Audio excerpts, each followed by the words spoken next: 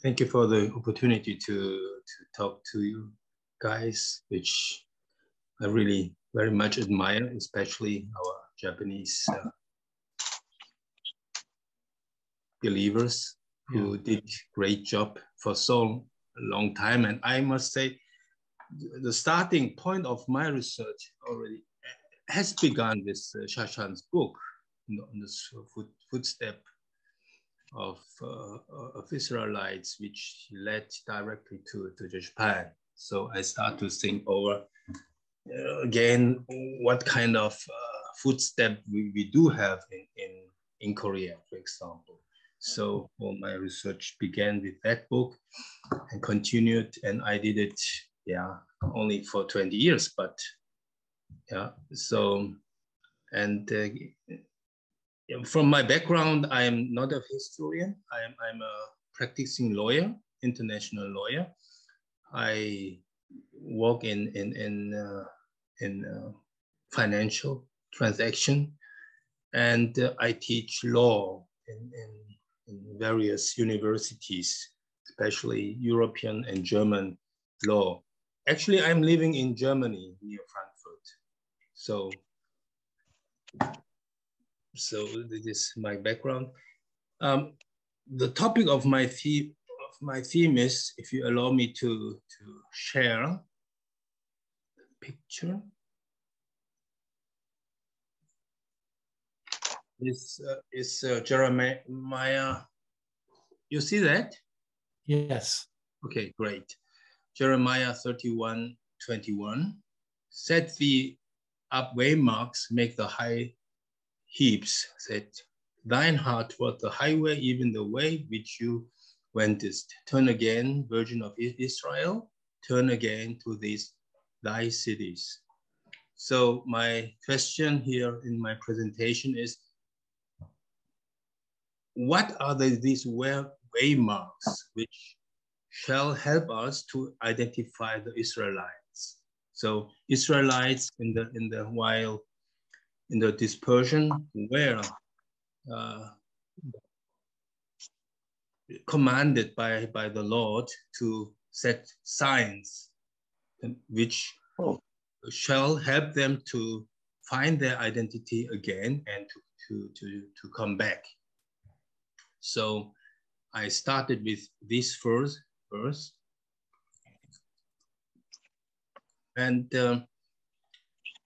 for me, the question was always, which way have they taken, and which is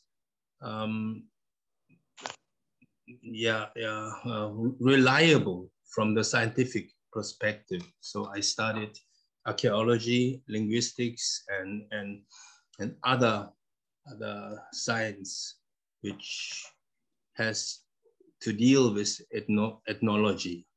So, and then I found this verse which led me to think it over again. So Matthew 13:3.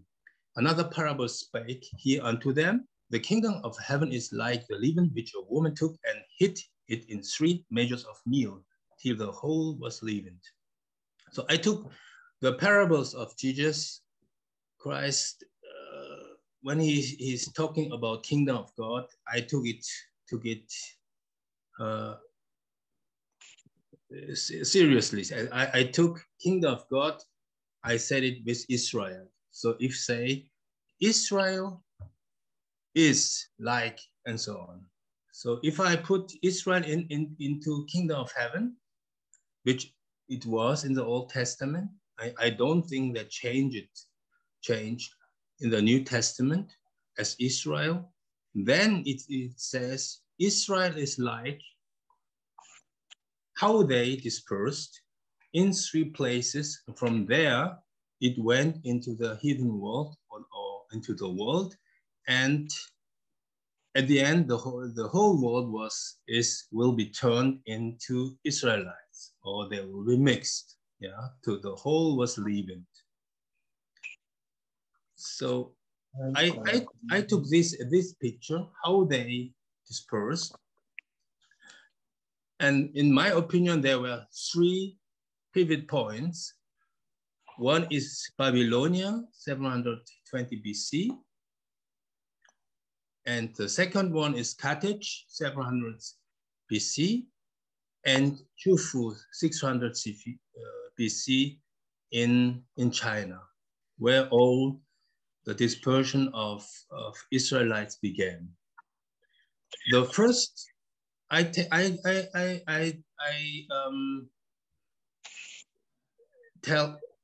tell these streams of Israelites movements.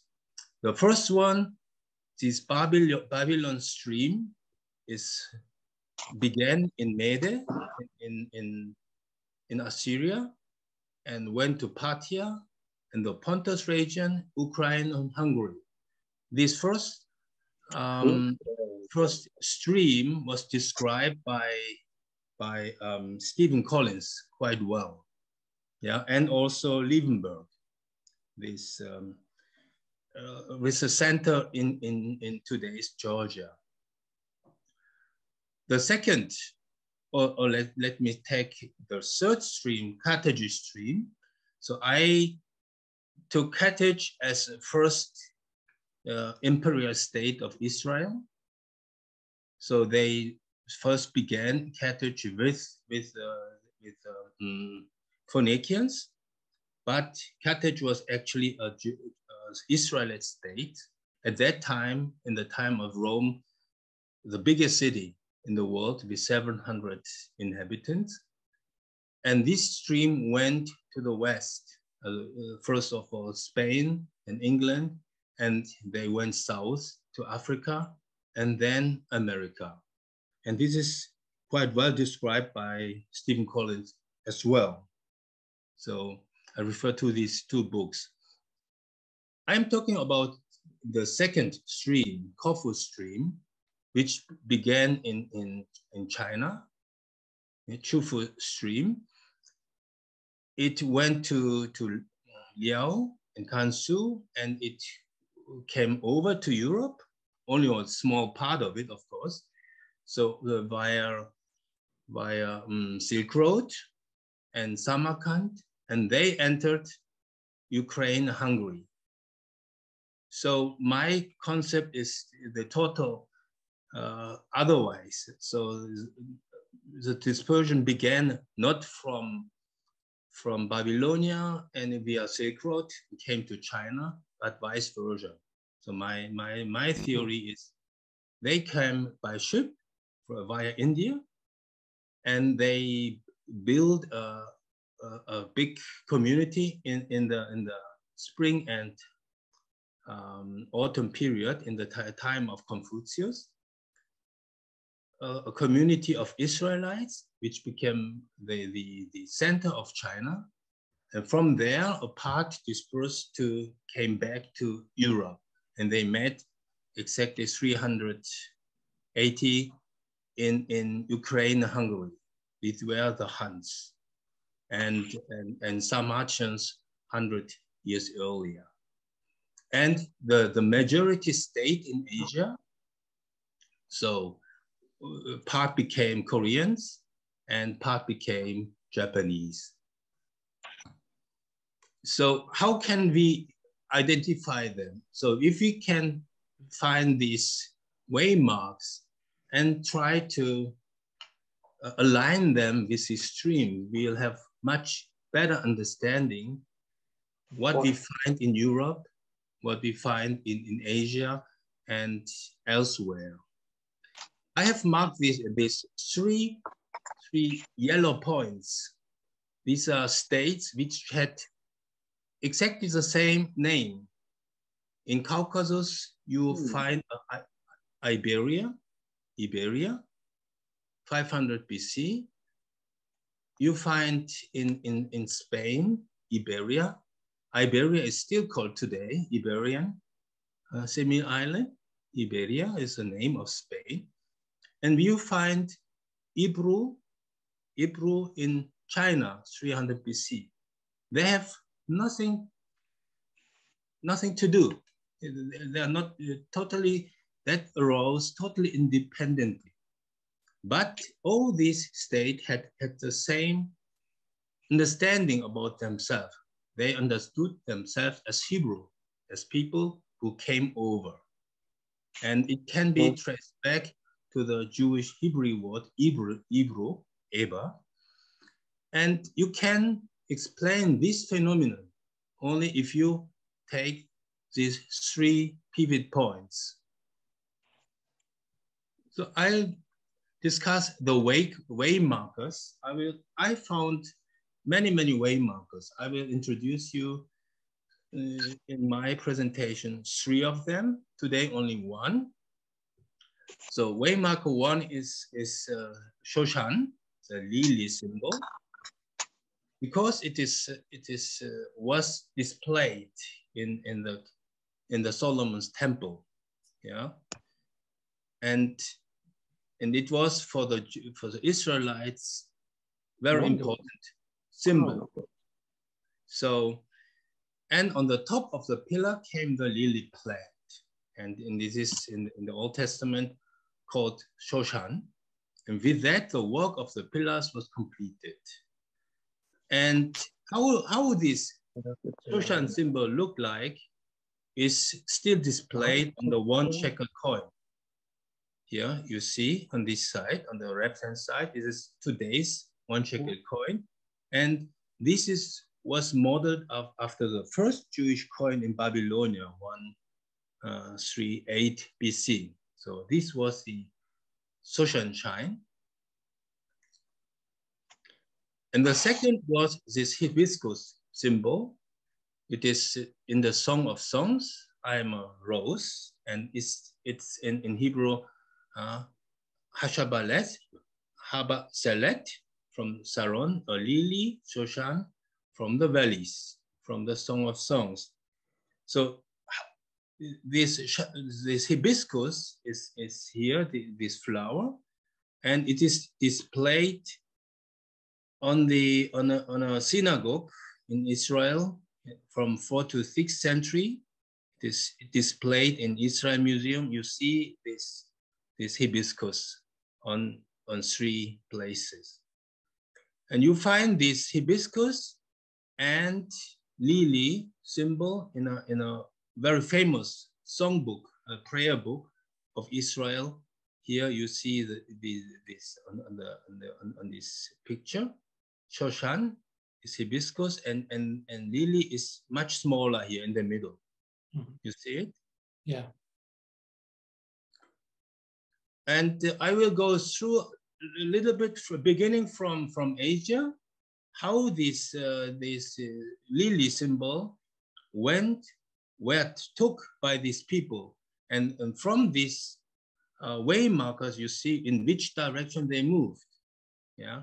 So I start with 200 AD, a very famous tomb of Goguryeo. Is an ancient Korean state found, and you see this lily symbol. Show me again, show us where it is. Yeah, here in the down. Yep, okay, yeah. You see this one? You see my? Yes. Yes, my pointer, and this is also lily. But it is, of course, it is half a Buddhistic picture, but you'll find these symbols within other religious contexts. In Europe, for example, you find a lot of lilies in churches, and you don't understand why. If you don't have this background. So a very famous fount dating back 300 AD. It is displayed in a museum. You see this lily symbol, which was a family emblem. You see that from Tang, China, this is a carpet, and you see, you can recognize lilies here, 4 lilies. So that looks quite a bit like patterns from Central Asia. Yes, of course, yes. But for example, Kazakh, yeah, you see this Kazakh symbol. Oops, sorry. Here you see the lily.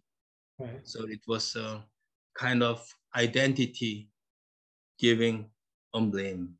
It's like, yeah, weapons. That this is from Kushan, India, 300 AD. So after my theory, they started in China, and one part it was the called Yuji. Yeah, they started a big movement of about 2 million, went from China to India and one part to Europe. And this is a first movement. And they became in Europe Sarmatians and Alans. And you see here where they, which ethnicity they had. This is India. And you see they had in their hands lily flower. Right. And Kanishka, for example, is a very famous king of Kushan. His symbol was also lily. So it identified him as Israelite. And yeah, yes, and we see that Turks also, Turks, were Israelites. Yeah, this is a very famous find in Mongolia, and it was identified as a crown of Bilge Khagan. He reigned 700 to 733, and you see here lily figures here very clearly. It's all lilies. So actually, I don't think that the Turks lived in Mongolia, but I think all this you find these treasures in Mongolia because the Turks and also Mongols had the custom to hide their tombs in very far places because they put all these treasures with them, and there was always grave robbery. So you bring that in very far places. That does not mean that Turks live there. I believe that the Turks, the main tribes, lived in South China. So same also with Mongolia. I don't think that Mongols lived there where they live today, but they were much more fleeing from the war. Yeah. Right. So you see lily symbol, it was a central symbol of the Frankish people, Merovingian family. They claim they received it from the heaven. This is a very famous picture drawn in 1423. You see this family weapon sign from Merovingian family. Also, the German royal family, the last emperor family, identified themselves also with lily sign here.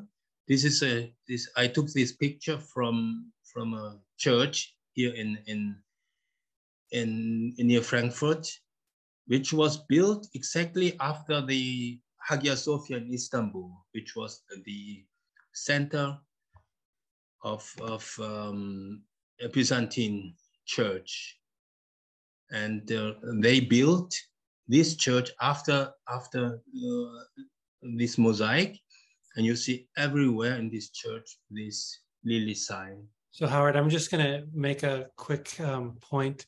You know, yes. Dr. Nagami mentioned the Japanese royal family, and now you're mentioning German royal family.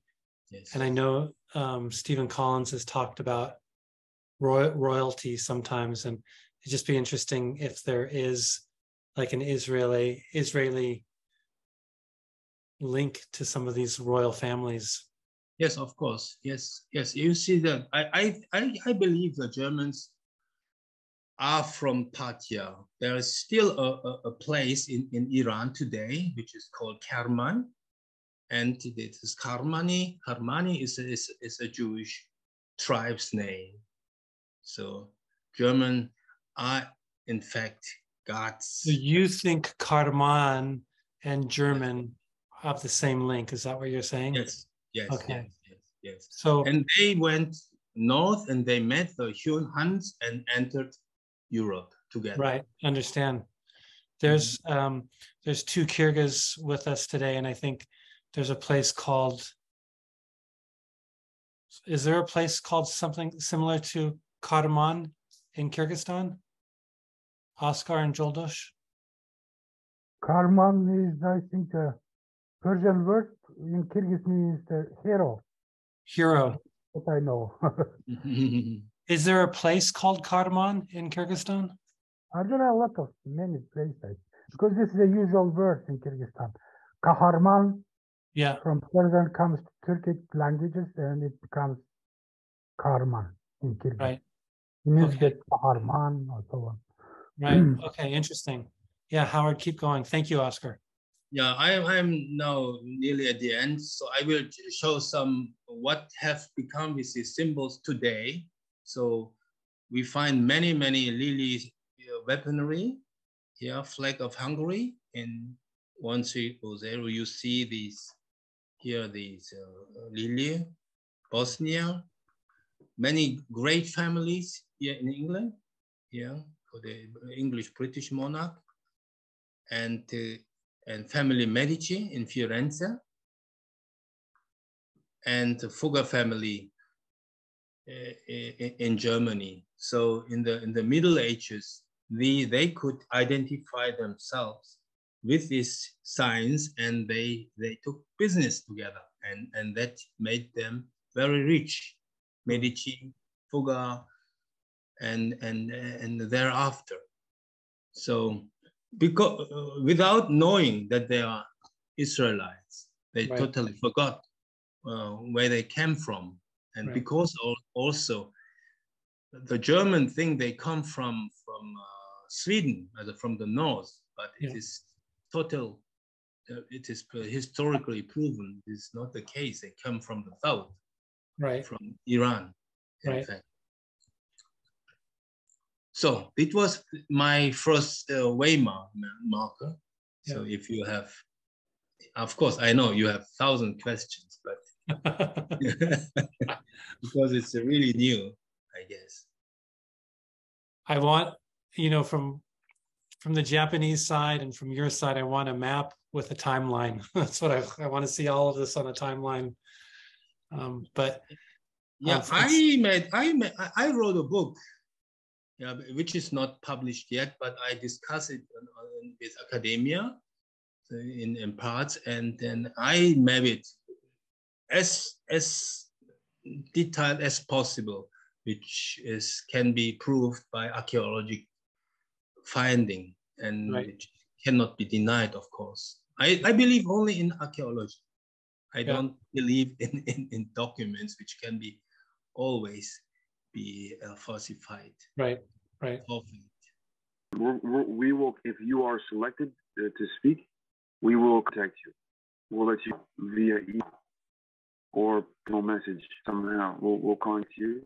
But we're seeing a number of things from the speakers. I'll send you a list of things that we're seeing, but just to let you know now, ahead of time, those things will be a picture of you, your title, what you do, what your occupation is, and then paragraphs about, one paragraph, a few sentences about what you do relating to the lost tribes as a researcher, an activist, or whatever capacity that you relate to the lost tribes.